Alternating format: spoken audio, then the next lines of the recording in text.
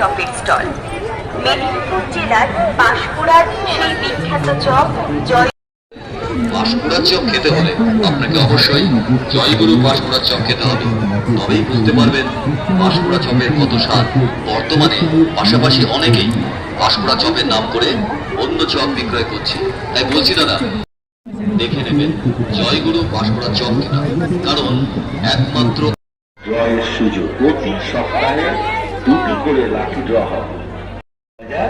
Lucky 75 জনকে প্রথম পুরস্কার দিয়েছিল অঞ্জলি জুয়েলার্স।